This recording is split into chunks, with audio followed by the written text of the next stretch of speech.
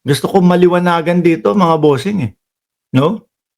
Gusto kong maliwanagan yung mga DDS kung bakit, tuloy ang kanilang suporta sa mga Duterte, lalong-lalo na kay Vice Presidente.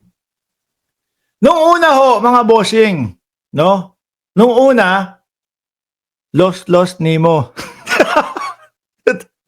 Ayan na po, umpisa na po! Lost nimo! Lost nimo! Lost nimo! Isang bagsak po, mga kasulid! Sulid! Huwag kakalimutan yung green na heart at yung kamao. Nandyan na po si Esuha. No, ang unang-unang lost nimo. Yan na lang ba ang lagi nyo sasabihin? Lost nimo. Oh, ano pa ba yung mga sinasabi nila? Lost nimo, kung ano-ano pa. Anak ng tinapa. Haba-haba na sinasabi ko dito. Lost nimo lang ang sasabihin nyo. O ngayon, eto, ha? Paliwanag mo sa akin to, Esuha. No, bot nemo. Oh, Esuha. Wala, bot nemo ka, Mark. Ayoko ng ganong sagot, ha. Esuha, paliwanag mo to, ha? Bakit hanggang ngayon nakasuporta kayo kay Inday Sara Duterte samantalang ayaw ipaliwanag o hindi ipinapaliwanag yung confidential fund? Sige, sagutin mo yan, aantayin ko dyan. So ngayon habang inaantay natin yung isasagot ni Esua na bot nimo, basahin ko to. Kung dati ho, mga kababayan, inumpisahan, no?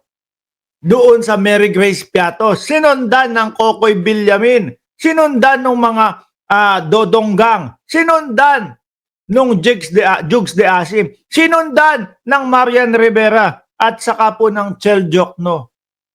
Ngayon po mga bossing, kaapelyido ng mga mambabatas, cafe, bakery, kasama sa umahabang listahan ng bogus na pangalan na pinagbigyan umano ng confidential funds ng OBP.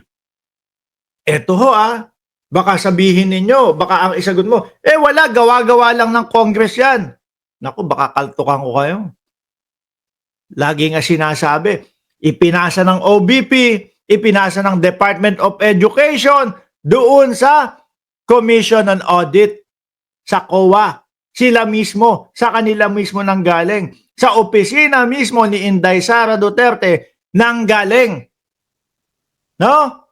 Kaya hindi pwedeng gawa-gawa ng Congress lang. Sa opisina mismo ni Inday Sara Duterte nanggaling.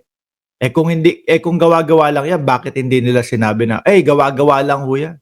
Kasi ho, nandun sa harapan yung COA. At pinapatunayan na, ayan po ay pasa po talaga nila sa amin. Ito po yung mga pangalan, mga bossing na lumabas. Apelido ng mga senador. Biruin mo yan, ha? Apelido ng mga senador lumutang sa confidential funds ng OBP. Bet Revilla. O ba, masyado namang malapit yun sa Bong Revilla? No? Masyadong malapit sa pangalan ni dating senador Bong Revilla. Bet Revilla.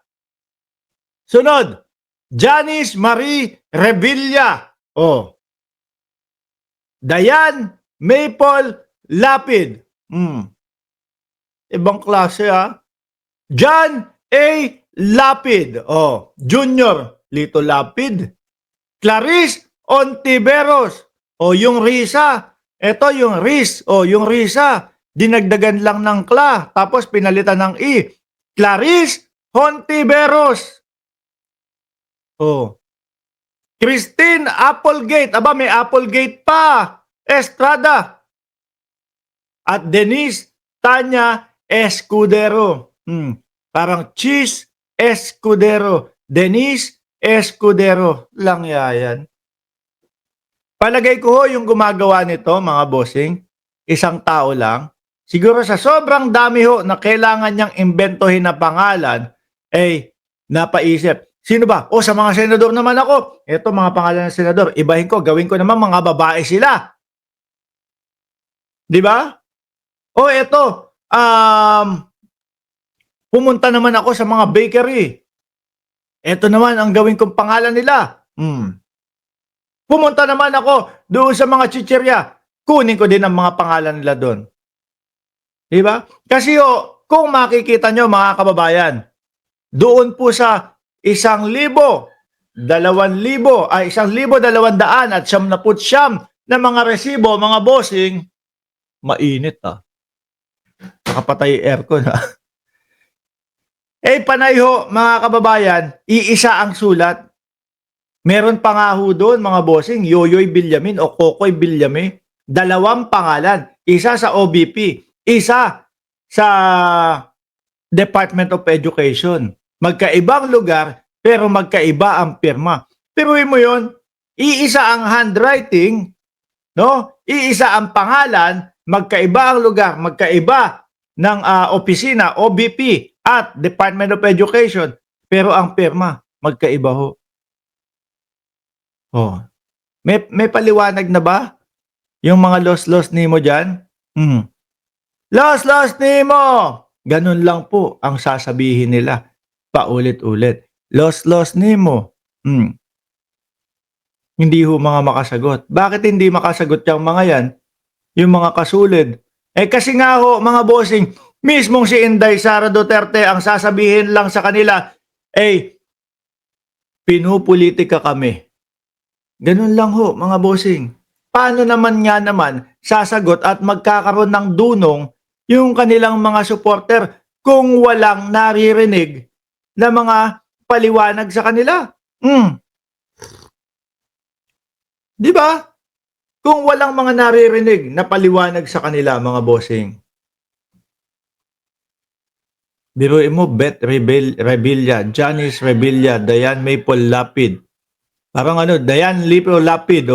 Yung maple, yung lito, ginawa lang lito. Yung lito, ginawang maple. Dayan Lito Lapid, Dayan Maple Lapid. Tunog na tunog, Nahirapan na ho sigurong mag-imbento ng pangalan. Tsaka yung pirma na lang po, tsaka yung mga sulat, iisang-iisa ho, mga bossing. At ito po, mga kababayan, yung sinasabi po ng Congress na mahihiya ang mag-aakwit kay Inday Sara Duterte. Kasi bakit? Pinagyayabang ng mga DDS na kesyo daw po, number game. Number game! Biruin nyo, pinagyabang pa ho nila yun. Number game! Ang impeachment. Madaming kaibigan sila Inday Sara Duterte. Maraming kaibigan, maraming mga nanalong kaibigan ang mga Duterte sa Senado. Pinagmalaki ho nila yun. No? Kung nun dati-dati, hindi nanalo ang impeachment ni Sara Duterte dahil sa mga kaibigan. Nanalo kasi napatunayan talaga na hindi ninakaw yung pera ng bayan. Ganon dapat. Di ba?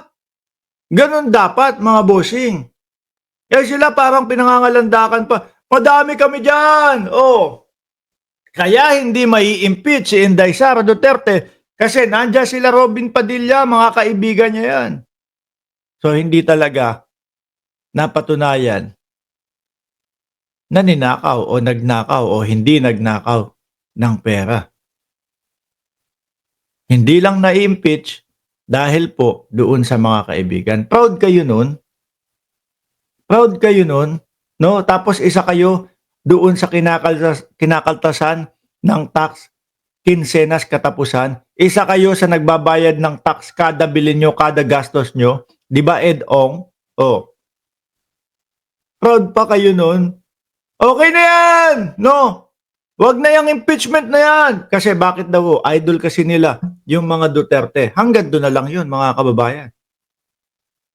Pero yung sasabihin mo, kung nalaman ba talaga nila yung kasagutan, kung ninakaw o hindi, yung pondo ng bayan, mananatiling questionable sa utak nila yun, mga bossing.